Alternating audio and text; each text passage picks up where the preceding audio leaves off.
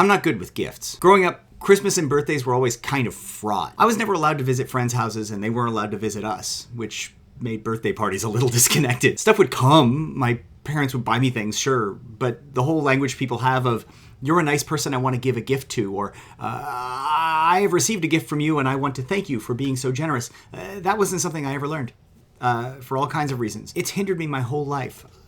I'm not good at saying thank you or showing gratefulness when someone does a nice thing for me. And when I do, my reaction isn't always commensurate with the value, or rather the importance of the gift I was given. It's something I know has been askew, a disconnect I've had with the world my whole life. It's long past time I fixed that. This week, an old friend who used to live very close and now lives on the other side of the country bought me a really nice thing, out of the blue. He knows me well enough to know that I'll really appreciate it, but it's wonderful. I can't wait to get into it. It was completely unannounced. It's nowhere near my birthday or Christmas or anything that would merit this kind of a gift. It's this.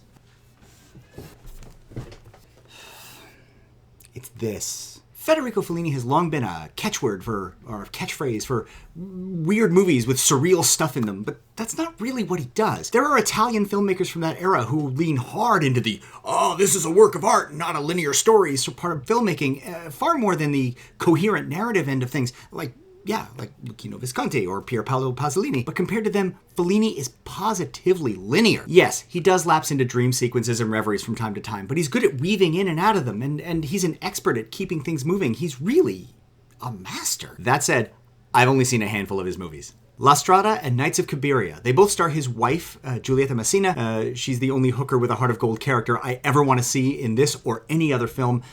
Ever. Period. Close the bin. You're done. There will never be a better version of that trope.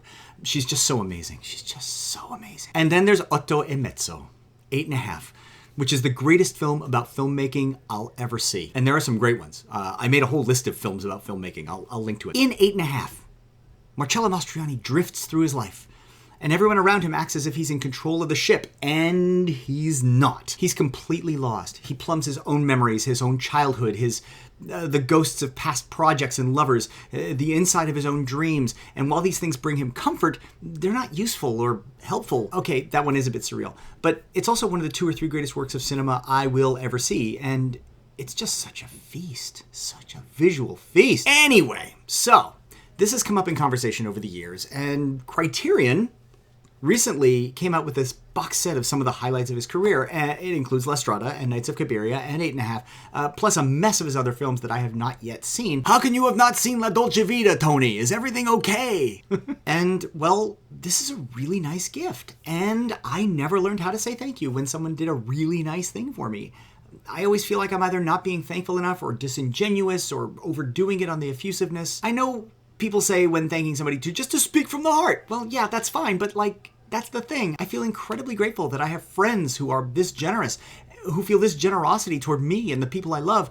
But sometimes I'm in the middle of a thing, and that thing can last a week or a month, and I look up, and it's been so long since this nice thing happened that I need to remind them of the unbelievably nice thing they did, so I can thank them. I'm not going to blame ADHD for this, although that's probably no small part of it. Well, why don't you just thank them right away as soon as the thing happens? Yeah, that's not how I was raised. I wasn't allowed to get gifts from my family growing up. It was partly poverty and partly a weird family dynamic. Gifts were a fraught concept that we never discussed and still kind of don't. Stuff would just appear from my relatives at Christmas, and I was told not to think about it too much. It took well into my adulthood before I realized how utterly misguided that was. Now look, I don't want to get too much into my childhood here, but Catholicism is a minefield. But one of the virtues I see in Catholicism is the idea of grace. To live with grace, to accept good things with grace, to be gracious, to live graciously.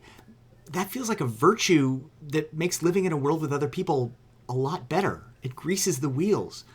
Grace is grease. A large part of my head these days is filled with the idea of not passing the sins of my ancestors onto that of my child. I have a whole new set of sins for him. I'm sure there's no need to carry any others over. So if I can demonstrate grace to my son, then maybe he'll be better at being thankful for things when good things happen to him, and he'll be better able to share good things he's able to share with others than I am. So to that end, thank you, Scott, for this amazing gift.